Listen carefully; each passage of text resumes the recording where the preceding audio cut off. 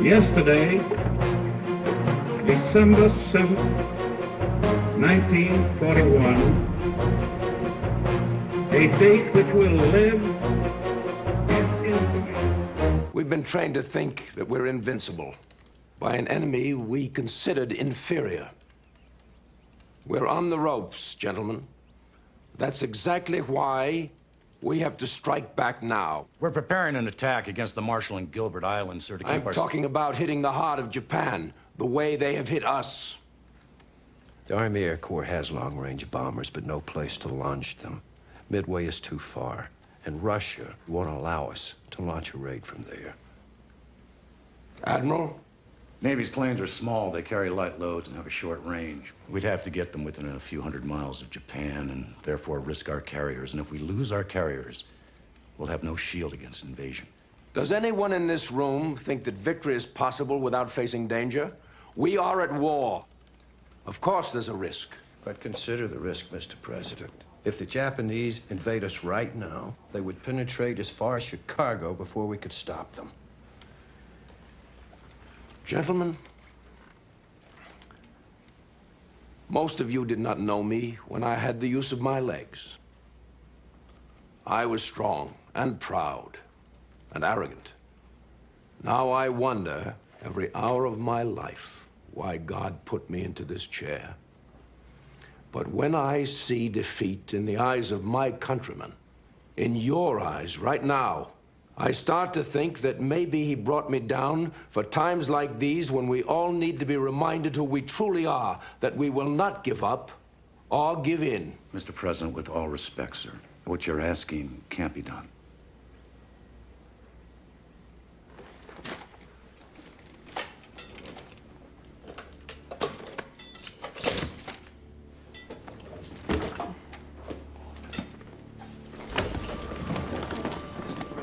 Mr. President. Get back, George. Get back.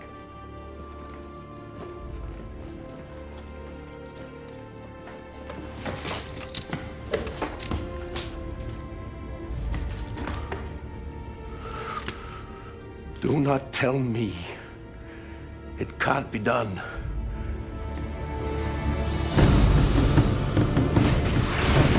Japan continues its military conquest throughout the Pacific. But back home, millions of American workers band together, bringing factories to life. Hello everybody, Panzer King back here in the Lion's Den, bringing you the fourth turn for the United States of America in this lovely Operation Devil's Brigade. As you can see, we got a lot of action going over here in the Atlantic, but I'll get to that in a second. Let's just look at our buy this turn and what a buy it is. We can take a look here. This is what the Americans have decided to build this turn. What we're going to do, and we just received reports that the USS Franklin and the USS Intrepid, both Essex-class carriers, are going to be delayed on the production line because of mechanical problems. So, the USS Lexington is being quickly converted in San Francisco and brought out of its refitment to hopefully add some value to the Pacific. The new USS Missouri, an Iowa-class battleship, the second one in her class right now, is going to be launched with the Lexington in San Francisco. As well, we're going to put 2 infantry and a transport on the Atlantic side. So, and also the USS Lexington will have a full flight deck with a fighter and a tactical bomber added to it. That's going to complete our purchase, saving $2.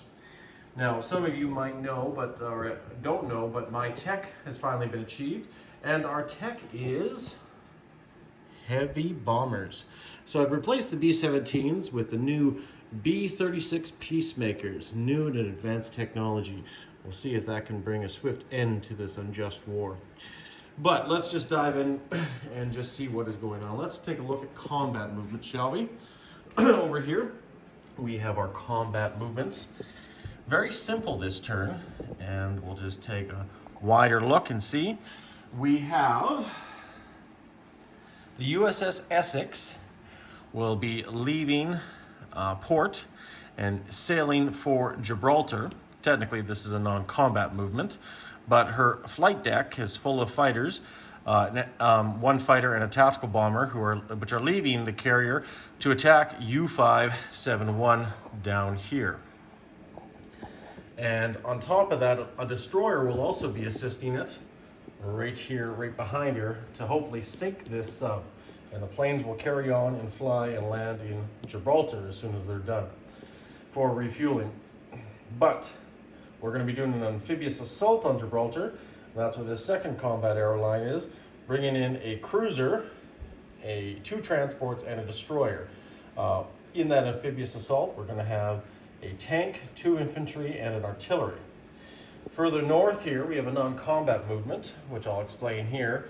We are flying, because we have advanced bombers here, we are flying a mech and an armored division all the way into the heart of the United Kingdom to help beef up their defense. Over here in the Pacific, we have some funny business here. We're slowly setting a trap for the Japanese. Well, we'll see if they take the bait, but nonetheless, what we're going to be doing here is we have the USS Enterprise under Admiral Halsey and the USS Hornet under Admiral Ray Spruance. Their carrier divisions are going to be heading south and moving into the Coral Sea, along with the USS Iowa, which will also be heading south in close support. That'll be their non-combat movement. We will be taking 2 transports, 2 infantry, a mech, and an artillery to defend the northeast coast of Australia and Queensland for now. And then what we will be doing here is the USS Yorktown under Admiral Jack Fletcher, along with the Baltimore-class heavy cruiser, will be departing the Hawaiian Islands, coming back also for a quick refit to refuel and resupply in San Francisco. And on top of that, we will have a transport, anti-aircraft gun, and infantry leaving the United States and moving down into the Hawaiian Islands. And that should complete our general overview. So let's just do some dice rolling, shall we? So we're going to go after this sub first, and we should be able to roll everything at once and see what happens here. The fighter and the tactical, if I believe, they both roll at 3. I don't know if one gets paired or bumped up to a 4. And then we have a destroyer at 2. So we'll see. I'd much rather err on the side of caution and worry about the mess later. And then the submarine defends at 1. So the submarine missed, and we did get a hit, whether it's a fighter or a tactical. So U-571 has gone to the bottom of the Atlantic. And now we have an amphibious assault in Gibraltar. So we're bringing in, well, first off, let's just do this. Let's roll with our battleship, our bombard. And I believe that is a 3 or less. And we do have a hit. So there should be no retaliatory strike, if I remember, with land bombardment shots. But nonetheless, if I'm wrong and I have to take a casualty, I'm going to just roll a red die. And you got to miss anyways, so that should be a free and clear victory to land in Gibraltar. So what we'll do here is we will take the Italian roundel off here and add the British Union Jack and give it back to the British, since they can't control or keep track of their darn colonies. And what we're going to do here is we're going to clean up these lovely combat arrows. I really do like them. They are really awesome, and just makes it easy to look at the map. The USS Essex will be now here, and we're just going to land our planes on the carrier.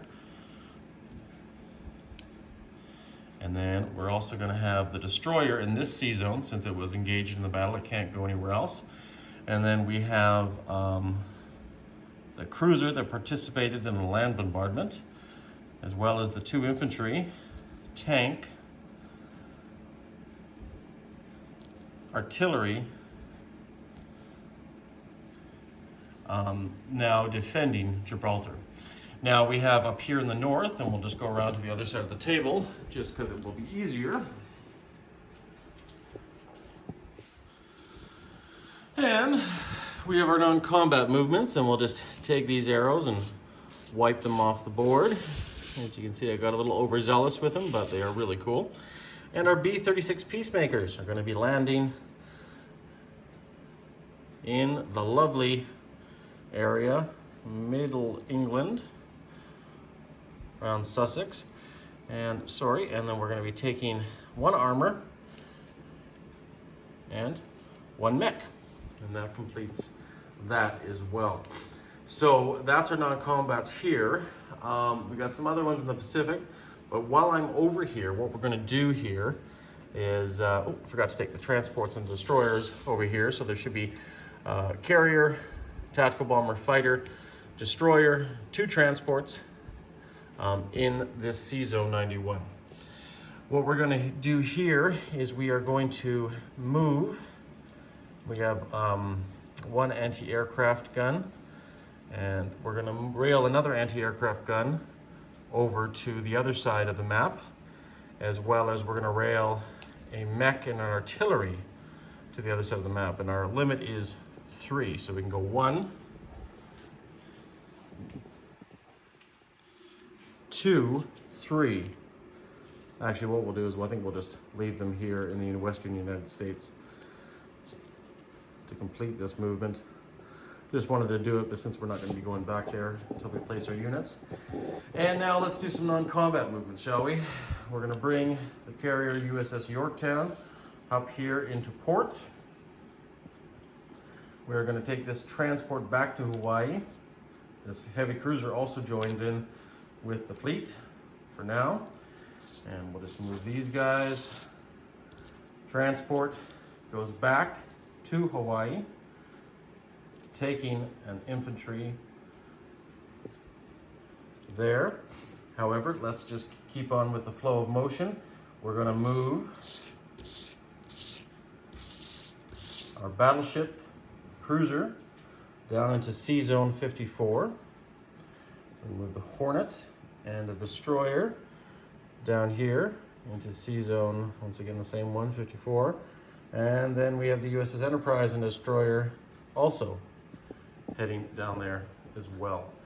I just want to make sure, I just want to leave, okay, and we'll have our transports here.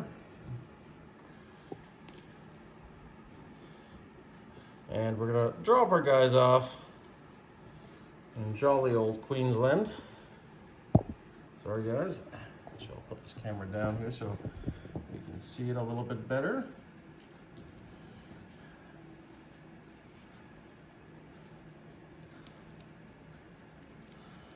We'll occupy the northern area.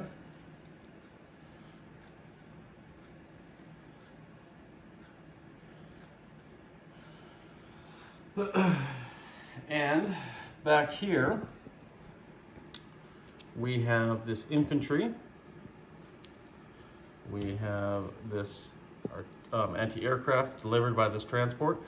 Now we have our heavy bomber here, or heavy strat, and I'm uncertain what to do with him yet. Right now he is good for reinforcing areas, so as much as it might be a little bit of a waste, but I have plans for him in the future. I'm going to make sure he stays in the Hawaiian Islands. And leaving here to help garrison Hawaii will be 2 submarines,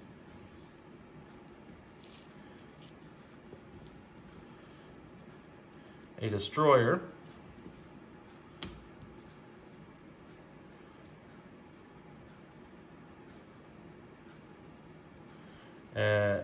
a cruiser at the moment, and we'll also be sending a destroyer from the Western United States. Oh, actually, we already have a destroyer there. Never mind, sorry.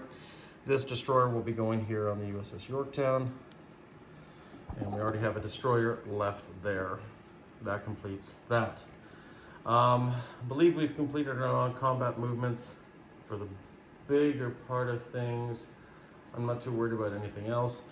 So what we're going to do here is now we're going to place the USS Lexington down here with the Yorktown. And then we're also going to place the USS Missouri here.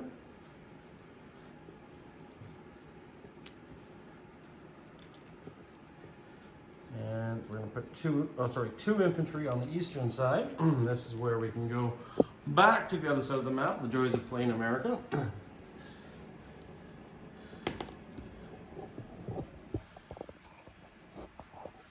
And then we have 2 transports and our 2 infantry.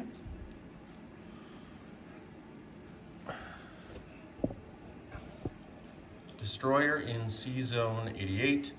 Destroyer, 2 transports, a cruiser, a carrier in C Zone 91. Tank, mech, 2 heavy bombers up there in the United Kingdom. And then we have in Gibraltar 2 infantry, a tank, and artillery.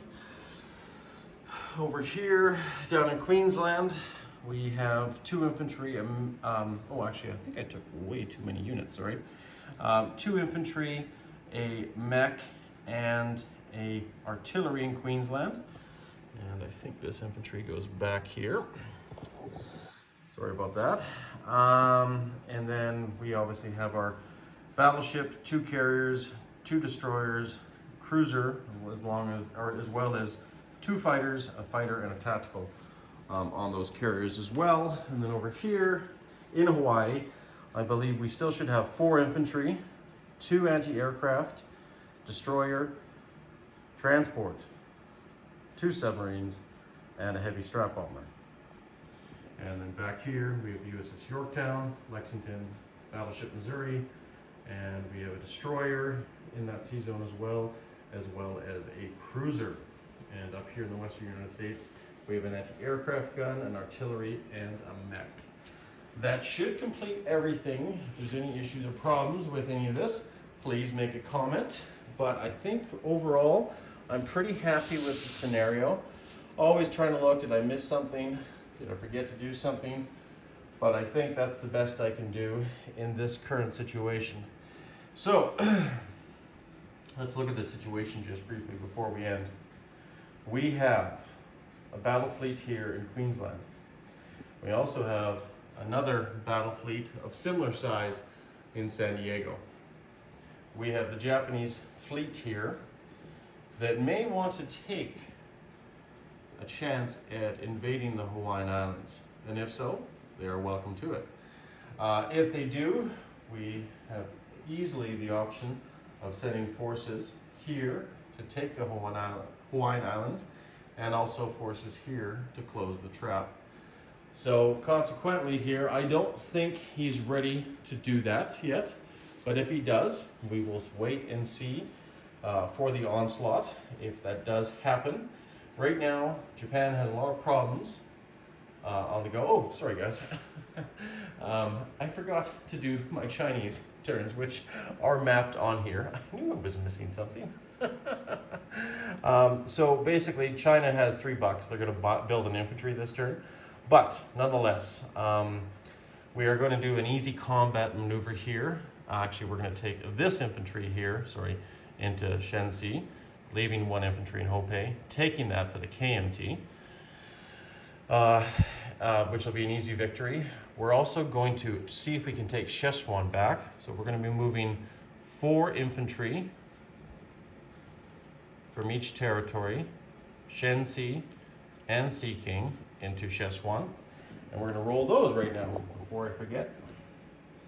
We have 4 and 1, hoping that we get a hit. And then we have 1 red defending. Look at that. 2 hits and no defense roll. So that is a wonderful victory for the KMT, and definitely is going to boost their morale. We're just going to put this down here. We'll chip this out just for now.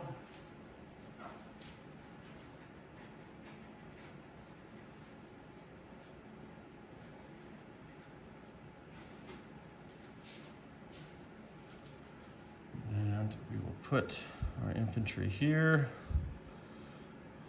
That. We'll convert that. We'll take combat arrows off. This will be 1 infantry up here.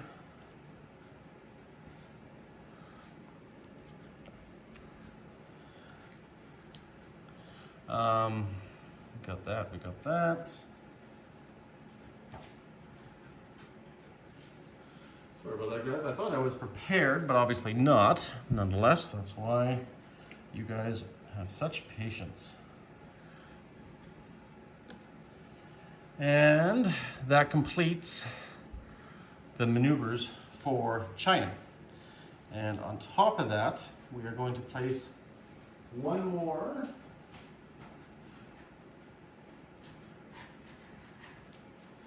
Chinese infantry, and it's going to go here in Guangxi to help defend the rear guard. So consequently now what we have is we have 1, 2, 3, 4, 5, 6, 7 territories. So we should collect $7 for the Chinese income. And this chart's a little out of whack, but all I really care about is our income here. So that should be there like that. So now, just to complete my tutorial, the Russians and the Japanese are fighting in Siberia. The Mongolians have decided to join them, and they've shot down a few planes, which is even more amazing. We have the KMT fighting back viciously, seizing Szechuan, reinforcing Guangxi, and also taking Hopei. So now the Japanese have little pockets of resistance everywhere. The British still own Kwangtung. The French now have possession, are occupying Guangxi with the KMT. There's still many Chinese forces in the west of China, so he's going to have to commit some stuff, or hopefully get some roles. And also, his forces here in Yunnan have to look at what Burma is presenting as a possible threat for the United Kingdom. On top of that, he has Australia in the Pacific that he has to worry about. And now the Americans are on the move with some very heavy, powerful assets. So Japan has to be very careful, and that's hopefully what we are going to make him do with every action, and hopefully we can control the flow of Japanese aggression here in the Pacific, as well as Axis aggression in the Mediterranean. Now, the American fleet has arrived, and we have the German fleet. It does outnumber us, but I believe it cannot go through the Straits of Gibraltar while the Americans occupy it, and we do have British submarines there as well. So we will have to wait and see what happens. But the Yanks are coming, everybody. Panzer King in the Lion's Den. Take care. See you again. Check out Hambone's channel for the UK turn. Cheers.